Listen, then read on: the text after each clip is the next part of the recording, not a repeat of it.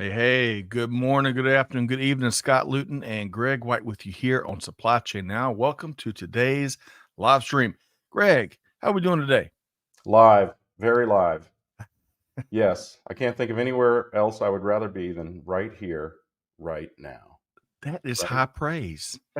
And it sounds like a Jesus Jones song from, I want to say, 1990, maybe. Right? Well, You yeah. remember? It's Right. also, the Bills, who the Chiefs play this weekend. It's one of their big phrases. Where would you rather be than right here, right Okay. now? I'm always I'm always a laggard when it comes to NFL references. I'm glad I've got No, you as I a didn't even think about the Jesus Jones. Gen X forever. That's right. That's right. Folks, we're going to have a lot of fun today, and we're glad you're here with us. We continue our series, long running series, goodness, Supply Chain today and tomorrow with Mike Griswold with Gartner. And like I mentioned, we're going to have some fun, lean into the holidays. We're going to be talking about, Greg, classic holiday movies that, whether you like it or not, they teach supply chain management principles, leadership lessons, and we didn't even know it. Greg, should be a fun conversation, huh? Anything that keeps us from talking about whether a certain movie is a holiday movie or not. Right. That is right. And I maybe think we'll we get got it. on that last year, didn't we? I think we spent about 17 minutes talking about that last year. I Yeah. think you're right. But always a great conversation with our dear friend, longtime featured guest, Mike Griswold stops by. Greg, we get a lot of feedback around this series and this monthly Yeah. show, right? Long standing, but not long in the tooth. Yeah. I mean, Right. we always learn something whenever Mike comes through town. That's Well, right. I mean, not technically through town. He's still out in the boonies, but He's not quite like Santa Claus popping in. through the studio. Let's say Right. that. Right. Well, folks, stick with us. It's going to be a great conversation, and I promise you, you're going to learn a lot of great insights from one of the smartest folks in industry, no doubt. All right. Before we bring on Mike, I want to Mm. share a resource for y'all. And if you haven't signed up yet, we encourage you to check it Do out. it. Right. Yeah. Do it. That's right. Just do it. With that said, it's our almost weekly newsletter where we offer up news you may have missed, points of view from across global business. And Greg, one of my favorite parts about this is it kind of gives a rundown of like the next week of live programming so folks can see something they like, sign up for it, and get a friendly reminder to join us. Pretty cool, isn't it, Greg? Yeah. When they can see my son-in-law playing Santa Claus on all the Rankin Bass claymation stories, right? Right. That is right. I You swear never he looked just like that. well, yeah, and you never know what's going to pop up. This week we touched on everything from economy to manufacturing to, of course, supply chain to uh, litigation involving retailers getting sued because their chatbots are withholding tons of information. That was interesting, Greg. So y'all check it out. We're dropping a link in the chat, and as always, let it give us your feedback of maybe what you'd like to see. And with that said, that'd be valuable too, right, Greg? Yeah, that would be great. Yeah, tell us what you want to see. That's a great idea. That I is mean, but you got to sign up first because if you don't see it, we don't really care what you want to see. right. You got at least it's kind of like that moment. I watched The Office last night. Commit. Yes, commit. Read the book because there will be a quiz. You got to read the newsletter. There will be a quiz, and of course, we want your feedback. I And like that idea. absolutely, let's see here. Josh Goody with us from Seattle. The logistics for the last part of White Christmas is Man, I amazing. hope you didn't just spoil. I hope that wasn't a spoiler, Josh. I Come hope on. not either. We Man. don't know what Mike is going to select as the movies. Well, Greg, to that point, Yeah, let's let's get find him in out. here. Yeah, let's get Yeah. him in here. So, with no further ado, I want to bring in our featured guest, dear friend, Mike Griswold, Vice President, Analyst with Gartner. Hey, Mike, how you doing? Hey, great, everyone. I'm not nearly as smart as Josh because that wasn't on my list. Probably should have. Oh, well, maybe we'll let Josh take a run at movie number 4. Yeah, exactly. And right now is actually a very good Van Halen song. Okay. Yes, it is. It's one of my favorites. Okay. We're going to add that to the list. And by the way, Mark offering up happy holidays. Gino Pledger's in from North Alabama. And Josh, as we mentioned, as Mike is challenging Mike and Greg, tell us what that lesson learned from White Christmas is all But about. not yet. Let's make that movie number 4. That's right. Yeah. That's right. All right. So Greg and Mike, Mike, great to have you back. I want to start with this. So as Greg and I know, and probably a lot of our listening audience, except the newer members from around the globe, will remember that you're real passionate about coaching and basketball in general, especially women's basketball, big college basketball fan. This season, Greg and Mike, as I was kind of checking out the poll, looks like South Carolina continues a strong program. UCLA, NC State are kind of all at the top. I think all undefeated so far. But I want to ask this to you. I'm going to ask both of y'all this. What is one player, Mike, or team that will always be one of your faves, and why? So I'm actually going to take some poetic license, and I'm going to squeeze in two. So I'm going to go. Okay. I'm going to go back in the Wayback Machine. There was a guy. I'm a big on the men's side. I'm a big fan of the Duke program. Yeah. There was a guard named Tommy Amaker who played for Coach K. Probably one of the best point guard and point guard defenders that I've seen in quite some time. He's currently the coach at the men's coach at Harvard. Yep. So if you're interested in watching someone that really understood and understands the game and plays the position both offensively and defensively, Tommy Amaker is one. And then in the current environment on the women's side, there's only a handful of people that I would legitimately pay money to go see, and one of them is Caitlin Clark. Iowa plays tonight against Iowa State. She is she is the best women's player that I've ever seen in person. My wife and I were in Seattle last year at the women's regional when she had a triple-double with 40 points. Wow. 12 or 13 rebounds, 10 assists. So she is definitely the most exciting player in the women's game right now in terms of what she does offensively. Those would be two. Okay. Tommy Amaker and Caitlin Clark. Those are good ones. Greg, how about you? Mine's not nearly as creative. I got to see him a lot when we lived in Detroit, and I got to see him a lot when I was working in Chicago. Michael Jordan is the greatest basketball player of all time, unquestionably. They still played defense in the NBA back then. Yeah. Well, arguably defense, but much more defense than now. But I'd have to agree with Caitlin Clark. She's offensive in so many ways, just like you should be in basketball. Basketball is a smack-talking game, and she has got game talking smack. Yes. Yes. You have to be able to back it up. She certainly can do that. She does back it up. You're right. And I couldn't agree more on the Michael Jordan observation. I was at, if anyone gets a chance to go to the Nike flagship store in Chicago, there's a list of all of Jordan's accomplishments, which basically takes up an entire wall. But the one that strikes me that people may or may not know is the number of times he was Defensive Player of the Year. I mean, he has had such a well-rounded game that and most of the highlights you ever see of Jordan are dunking, right, or clutch shots. But I think it was five-time Defensive Player of the Year for a person of his ability. To your point, Greg, agree completely. Not sure how much defense they ever played, but they definitely played more then than they do now. Yes. Yeah. All right. So I'm gonna share one quick thought, and then we're gonna keep on driving. So I read this morning that I'm gonna say legendary college basketball coach Cliff Ellis, who is one of the top. I think he ranks number 11th or maybe 10th all time in wins. He's retiring. And so I'm going to reverse my question. And one of my least favorite players of all time is Tate George with UConn, who reportedly hit a last-second shot. I think it was 1991. Eldon Campbell was on that Clemson team. Dell Davis was on that Clemson team. I freeze my VCR. The ball was still in Tate George's hand, but the referees let it go, and that was one of Clemson's best teams ever. They lost at the last second against UConn. So I know I'm probably one of three people that remember that. But anyway, I wonder where Tate George is now. But Cliff Ellis, what an incredible career, and congrats to you. Yeah, great coach. Just one more. Oh, go ahead, That's Mike. right. Yeah, great coach. And in today's environment, they could have replayed that, right? And we would know definitively. But having said that, that was a really good Connecticut team. Yes, it was. Also, Greg, we might have to explain to people what a VCR is. Yes. And it brings to mind probably one of the most hated players in NCAA history, Christian Laettner from Duke, and Yes. hard earned and well deserved. So Yes. Right. That is right. Well said.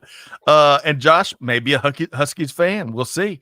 I think they're undefeated on the men's side, I believe. And Mark Preston talking about his Georgia Tech Yellow Jackets, who won over Duke this week. I'm So how telling about you, that? I went and watched them play Mississippi State. They are for Yeah. real. They Okay. stomped the guts out of a top 20 team. I was very impressed Man, by that. I got to put them on my radar. A lot of good stuff. Man, we got some good basketball passion going on the front of this episode. So that tells me we got to get to work. And Yep. I'm really looking Should have done forward. basketball movies instead of holiday. No kidding, Greg. Hindsight, right? 2020. Right. But it is December 6th. I don't know about y'all, but I'm really looking forward to finding some way to get into the holiday spirit earlier.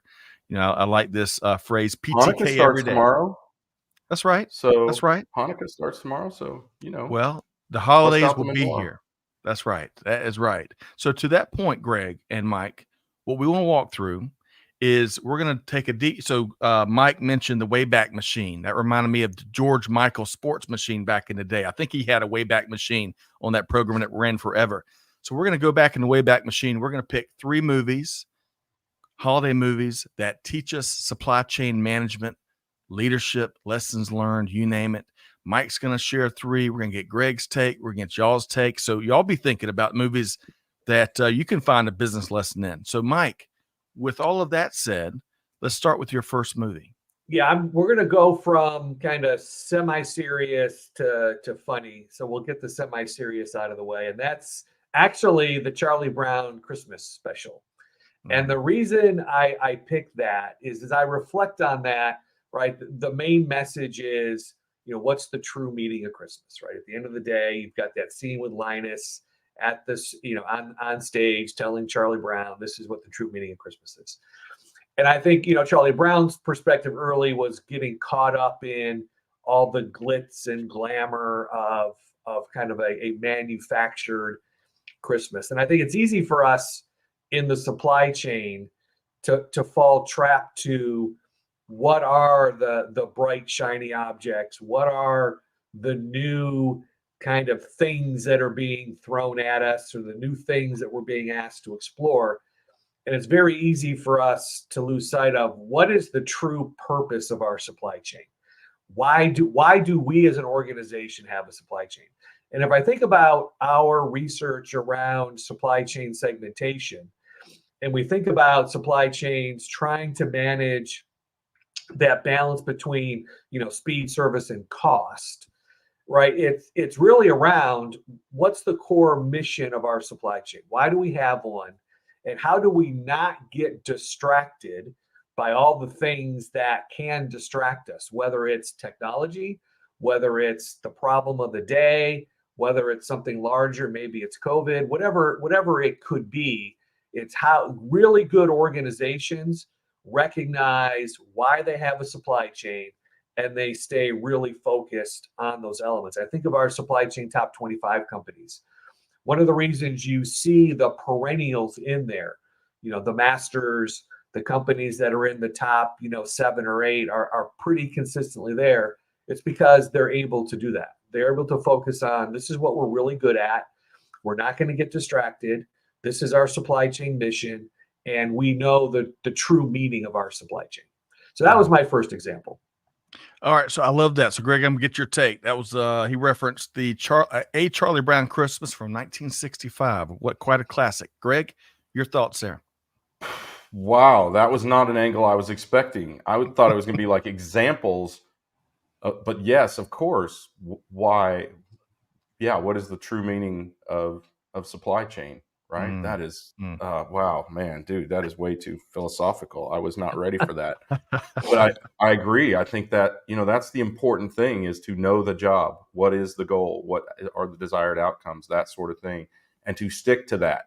And regardless of whatever distractions or disruptions or bright, shiny objects are out there, if you maintain that focus on the goal, I love that. Begin with the end in mind. If you maintain that focus on the goal, then you'll be so much stronger as an organization. Everything you do kind of waterfalls from that. So, damn, Mike, that was powerful stuff. I'm serious. I was not ready for something that philosophical. That is really impressive. If I could go back, and thank you, Greg. If I could go back to the front end of how you started to respond there, Mike, and you kind of were talking about the next bright, shiny object. And, I was on a LinkedIn discussion yesterday, and one of the points that one of the technologists were making is, as business leaders are in the rush to embrace the next level of technology or platform or whatever, we can forget about locking the back door and making sure everything we're currently using is secure, right? So I see both of y'all nodding your head. Mike, respond to that really quick, and then we'll get Greg's take as well. Yeah, I mean, think about it. If we bring it back to a sports reference, right? I mean, it comes down to you have to be really, really good at blocking and tackling, or whatever the hockey or soccer equivalent might be, right? Right. You have to be really good at that stuff, because if you don't have that good foundation, and if you don't keep at least one eye on the blocking and tackling, anytime you try to overlay kind of this new stuff, it's not on a really good foundation. And you run the risk of creating some major challenges. Right. But you also run the risk of never getting the value out of whatever that thing is that you've probably built in your business case, that you've talked to your leadership team about. Hey, we can deliver this, right? What you use to sell the company on this thing, whatever this is, if it's on an unsteady foundation, you'll never realize the stuff that you thought you could realize. Well said. All right, Greg, that last phrase, a steady foundation, I think that's an element we may have talked about a time or 1,000 or two. But Greg, your thoughts? Yes, build not your house on shifting sand, but on the solid stone, right? Right. So, yeah, I mean, I think that's so critical, is to recognize that. And the term overlay is really appropriate, Mike, because I think a lot of people think about it that way. They think of it as if we overlay AI or blockchain or pick any flavor of the day, right? Then our supply chain will be fixed. But what you really need to do is integrate it into a sound foundation like Mike's talking about, because AI or any technology will simply accelerate the pace of your supply chain. And if your supply chain is going the wrong direction, it's going to accelerate that. So you have to make sure that you've shored up those fragilities, built-in resiliencies, have your recovery plans, that sort of thing, right? That you are not, Mike, when you started talking, I could not help but think about one of the greatest philosophies you've ever espoused, and that is, let us not reward the arsonist, right? Let us not celebrate the arson, because we have a poor foundation in our supply chain, but we're really, really good at recovering when that poor foundation creates an emergency, right? So first focus on that foundation, and then focus on integrating rather than thinking of it. I know you weren't, Mike, but many people do, thinking of it as overlaying this technology, integrating that technology into that sound foundation, and understanding the implications of how it could accelerate failure, or how it could accelerate success, or what other aspects of the supply chain will be impacted by our use of these bright, shiny objects. Yeah, Greg, you're spot on. Overlay is not the right word to use. You're exactly right. It really should be integrate. And the other point I agree with completely, that we probably, even within Gartner, don't talk enough about. We often talk about kind of, using things, technology, better processes, whatever it might be, to accelerate progress. But your point is very valid, right? If you don't have a good foundation, you can also accelerate problems. Right. And we probably need to be spending as much time being aware of problem acceleration as we are maybe value acceleration. Yep. Excellent. No all right. Y'all go ahead. Both all of you that go ahead. From Charlie Brown. Scott. Yeah. I'm trying to take right? a few notes here. Y'all go ahead. If you each have a mic, go ahead and drop it. That's just a start. Just a start. So we're gonna lay it out. 3 movies. The first one we started with was that Charlie Brown Christmas. So Mike, what is movie number 2? Yeah, so we're gonna, as I said, we're gonna go kind of, now we're gonna progress into a little bit lighter types of movies. It's Home Alone. And I'll create a public service announcement here real quick. If you want to have a fun, and I would suggest this is for people 21 and older, a fun Home Alone game with some of your friends and some of your adult beverages is actually, you know, turning it into a drinking game around I knew the severity of injury to the protagonist, right? Is it, you know, like if it's just the emergency room, maybe it's a shot. If it's, you know, they're probably dead, you know, it could be 2 shots. But anyway, Home Alone. So think about that as you're going into the holiday party season. But Home Alone to me, when I think about the movie, it's on all the time now as we get into the season. It's around improvisation, and it's around agility, and it's around resilience. And it's about being able to kind of canvas your surroundings. And in this case, you know, it's Kevin in the house, and what kind of things can he take advantage of? But if we think about it as a supply chain, what are the things within your supply chain that you can take advantage of that can make you resilient, make you agile, make you able to respond to things maybe in a more quicker fashion, right? One area, Greg, that's near and dear to both of our hearts is planning, right? Right. Do you have some ability to respond in a planning mechanism, or with a planning mechanism to respond to changes? You know, can you do things from maybe a staffing perspective that allows you, you know, one of the things that we publish, we're going to publish next year, is our ranking of colleges and universities and their graduate and undergraduate programs as it relates to the supply chain. You know, can you build some of those relationships to create some agility and some responsiveness? So to me, the Home Alone movie is all about, how do I become resilient, adaptive? How do I work with the things that I have? And I think my message to companies, as I think about the relationship to the movie, is to really take not only a hard look, but take a creative look to what do you have as skills within the supply chain, right? Who knew you could take that little device and put it on a doorknob and heat the doorknob so that it was super hot? Now, we probably could do a whole Mythbusters show around whether that actually works in real life. Right. Right. But just the examples of creativity in that movie, you know, working with what you have, thinking, and the last thing I'll say, Greg, I'll let you chime in, is just outside the box, right? Yeah. Here's what we have. Let's think outside of the box, and what can we do to create a better supply chain? So that movie came to mind to me. Okay, Greg, there's a lot there. Well, I'm gonna let you. What's your response? Well, I think Kevin did a couple of brilliant things. He both planned for disruption, and he limited the opportunity for disruption. For instance, I think about when the guy had to stick his head through the dog door because Yes. he had jammed the door so well, and then that wasn't the iron, but he hits him in the face with something. I can't remember at that point. Yes.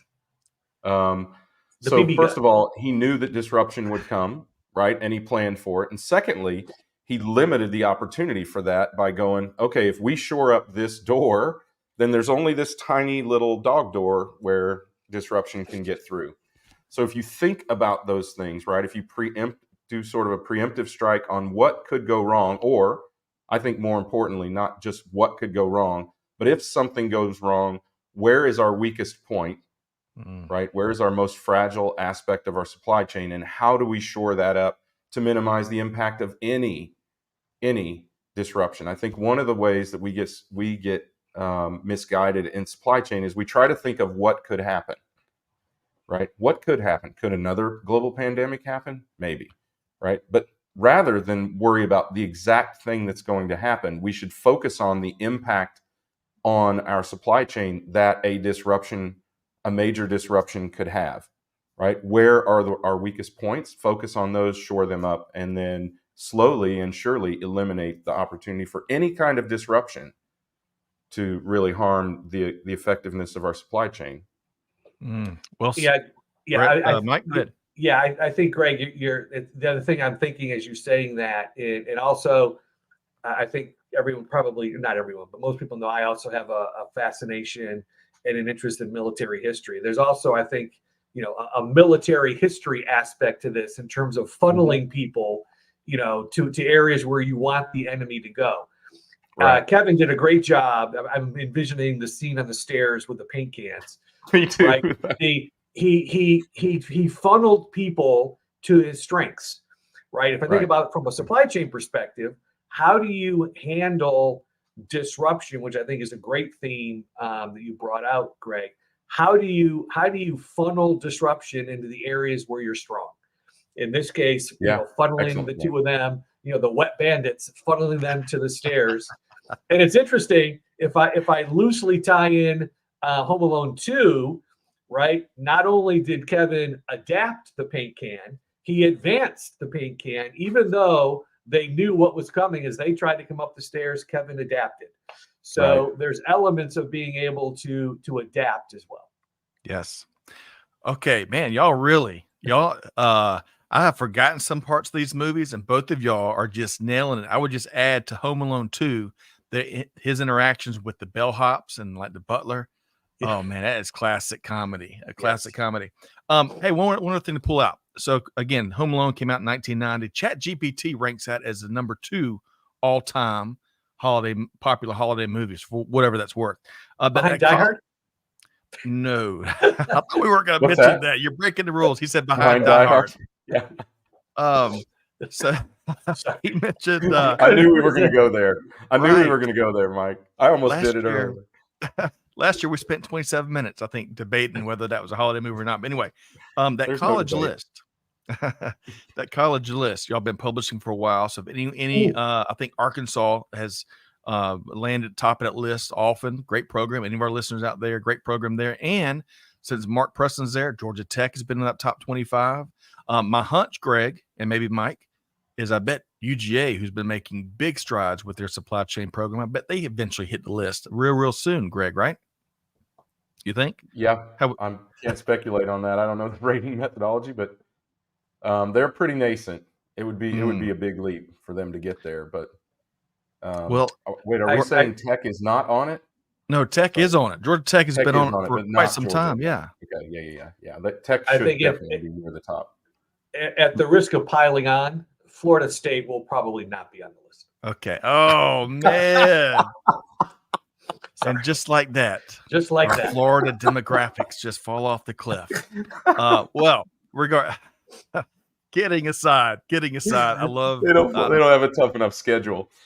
I'm not sure how old that initiative is. I've seen it around. Mike, how long have y'all been running the college and university rankings? Well, we run it every 2 years. So I'm thinking this is at least this will be at least the 5th or 6th iteration of this. Okay. We'll have a webinar on it.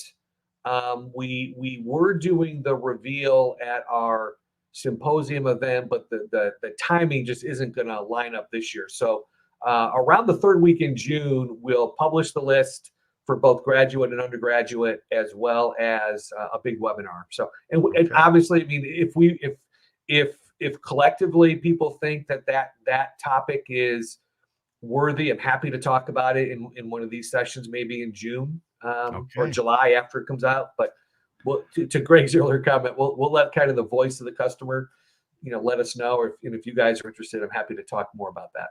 Yeah. Outstanding. Good stuff there. All right. And congrats to all those teams and universities and colleges that we've mentioned and that make up the list too. A lot of good stuff there. All right, let's see here. So Charlie Brown Christmas was number 1.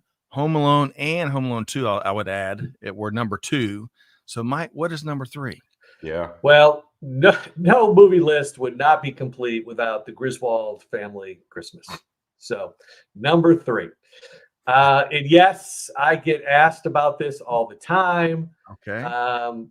But anyway, I think that the lesson that I take from that is, and if you think about the movie, right, there's this vision in Clark's mind, and my wife accuses me of this from time to time as well, right? Yeah. This vision of how you want things to be, how you want things to go, how you expect things to turn out, and invariably things never turn out the way that you want them to or the way that you expect them to. Now, hopefully people's plans don't involve, kidnapping their boss and all that kind of stuff, right? But invariably as a supply chain, right? And I go back to, as I said, an area that's near and dear to Greg and my heart, which is this idea of planning and this idea of matching demand and supply.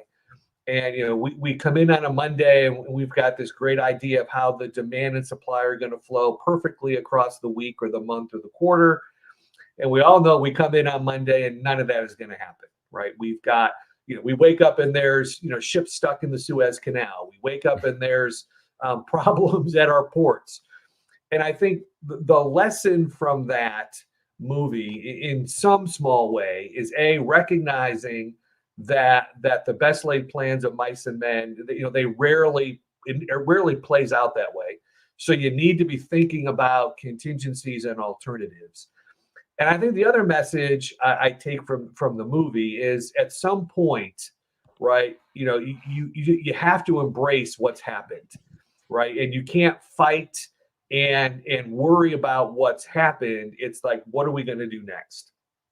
And I think there's a lot of that comes out in the character, right? The part about worrying about what had just happened, right?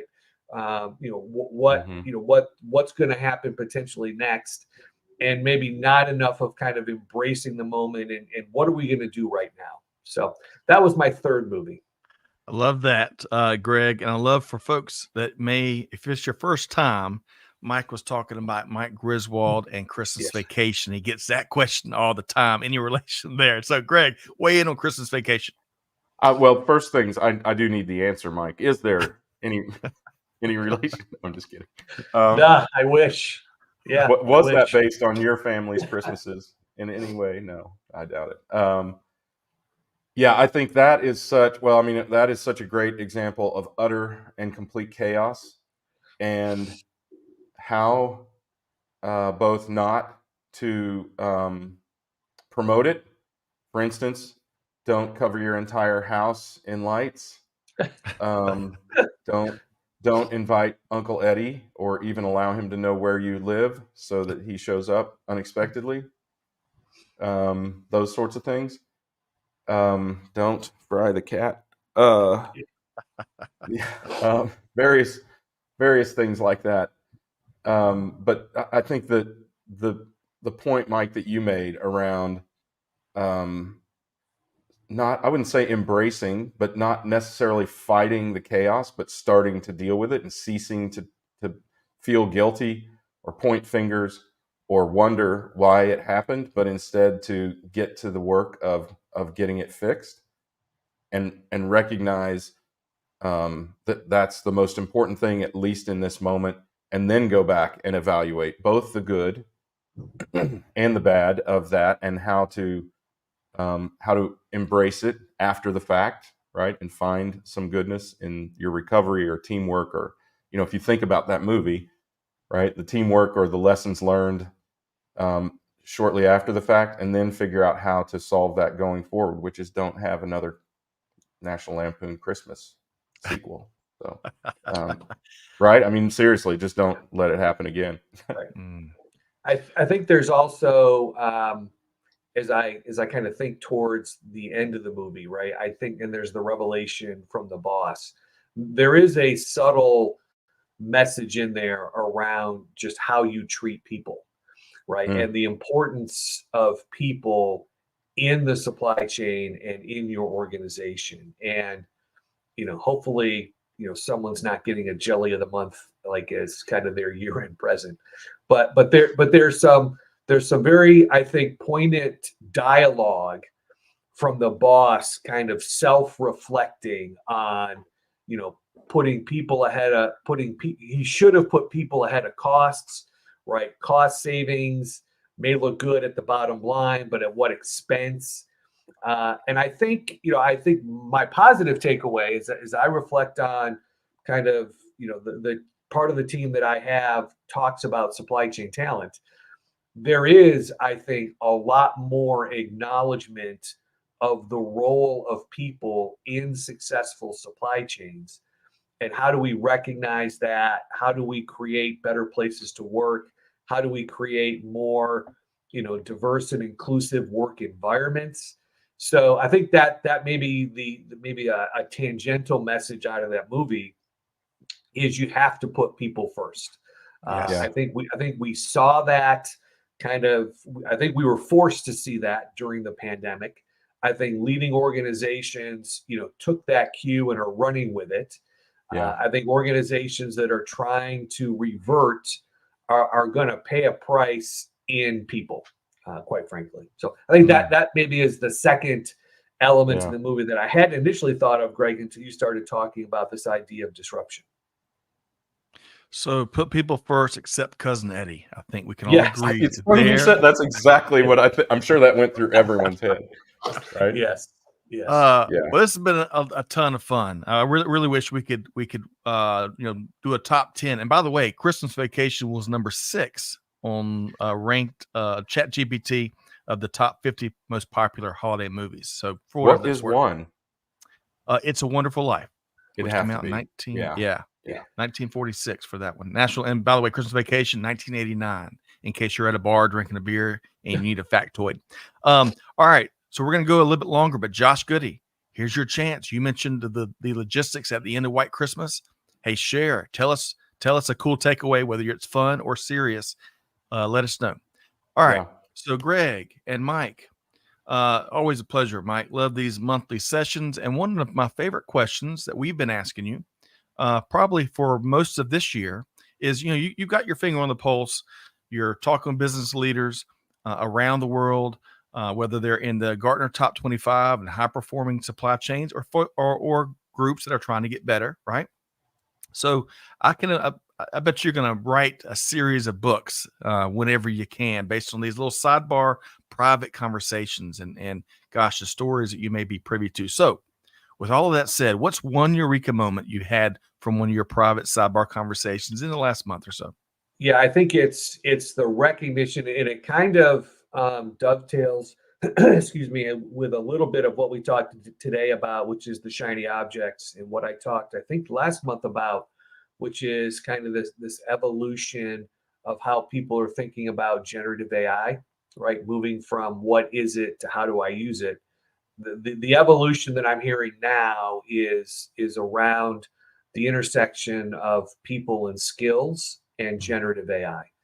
And what are the skill sets that we're going to need in the organization to start to figure out the how do I use it? Do we have existing resources in our organizations that we can upskill? Is there a brand new skill set that is maybe just starting to come to the forefront that we need to invest in? So, part of me is guilty of talking about the shiny object because it still is generative AI, but it's also, I think, from a positive perspective, it's continuing to progress as we talk to companies into, if I could call it, maybe a more practical vision around generative AI. How are we going to use it? And then if we want to use it, what are the skills we need to use it effectively? And do we have those? And I think the jury is still out. And I think the challenge that I see is the rate at which we understand use cases for generative AI is probably moving more quickly than our understanding of the skill sets. And I don't see that gap closing. I mean, unfortunately, I do not see that gap closing anytime soon. And I think that's a big challenge for folks, as we move into 2024. Yeah, good stuff there, Mike. And Greg, the intersection that Mike's describing of people skills and Gen AI, your thoughts there? Yeah, well, I mean, when we talk about generative AI, we often talk about the party trick that is Chat GPT, Right. large language models, which is really just a party trick. But there are really meaningful technologies out there, LoRa, AI, and LGMs, which are large graph models, which allow you to basically duplicate or assess every aspect of every risk of every component of every supply chain all at once. And that is a really, really powerful tool. And I think more of what Mike is talking about as we mature our usage of these kind of things and start to find appropriate applications for something more than just culling through your source or supplier list or whatever, that's where the real value is that Mike's talking about. And the people that can master those kinds of models will be able to make transformational change in supply chain, and also to identify. I mean, if you think about every node in a supply chain, a human being, the driver, right, the forklift driver, right, the receiver, the shipper, the picker, whatever, all of those people are part of the nodes of the supply chain, and they can be evaluated and optimized and integrated into a greater whole of technology and transportation and customs and paperwork and finance and all of those things that are included. And if we do that with these large graph models, then we can identify the highest and best use of human beings in the supply chain, and also consider things like job satisfaction. I mean, think about it. AI thinks like a human. So if we force AI to think like that, then it will think in those ways and help us solve those problems in ways where humans are or must be involved, and in a way that is much more satisfactory for a person's job experience. Love that. Making job and work more fulfilling and rewarding for the human component, Greg. Excellent point amongst others you just made. That I'm thinking about that a lot. Well, I love it, and I'm sure that will lead to some action and some outcomes. Mike, you want to respond to that, and then we're gonna start to kind of come down the home stretch. Yeah, I think I agree with Greg. I mean, I think unfortunately or unfortunately for us, right? When I think about us as a research company, Chat GPT is a challenge for us, right? Someone can go into Chat GPT and ask it, what should my sustainability strategy be? And when we as analysts type that in, right, and we try to be objective and look at the response, in many instances the responses are pretty good.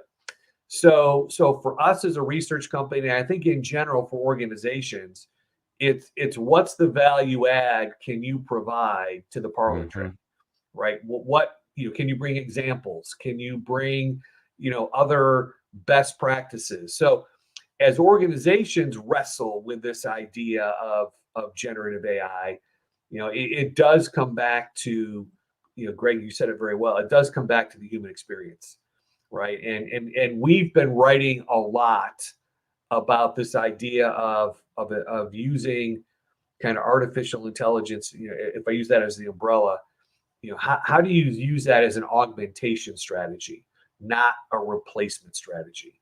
And I think the more that companies can think about augmentation in terms of how can it help us make better decisions, how can it help us make better decisions faster, how can it, Greg, great example, how can it look at the totality of our network, right down to those individual transactional types of things like people moving stuff across pick slots? That's where the value, I think, can start to show up. Well said. I hate that we've got to kind of leave it there for this month's episode of Supply Chain Today and Tomorrow with Mike Griswold with Gartner. But hey, I'm going to squeeze one or two more things in. Josh Goody has responded. He talked about White Christmas earlier. Yes. So he says they moved an entire show and production to a ski resort with a few days' notice. Personnel, food, set equipment, production equipment, large live band. Also managed to get 100 guys that served under a general to come during Christmas. Logistically insane. Josh, that is awesome. And by the way, that is an outstanding example. That's a really strong, practical example of supply chain. Yeah. Agreed. And I think Josh is a fellow veteran. So Josh confirmed that. I think he was in the Army. So he may have seen some cool. Military logistics firsthand for sure. All right, Mike and Greg, this has been dynamite. Mike, I want to ask you as we start to wrap, a couple final questions. Number one, to you and Greg's favorite topics of planning, which we talk a lot about around here. I know that Gartner had some well-received planning conferences here recently. I think one in the UK and one, I think, in Arizona here in stateside. Can key takeaway from that, and what's to come in the world of Gartner. Yeah, I think the key takeaway is while planning has been around since Alexander the Great, there is still continued interest in the topic. We had 1,000+ people in Phoenix just talking about the topic of planning. And it's interesting if I look at how that 2-day session was composed, or what it was comprised of. Everything from process to technology to even areas around sustainability, which we're starting to see work its way into some of these other functions, right? We think about sustainability certainly in procurement. We think about it in transportation and warehousing.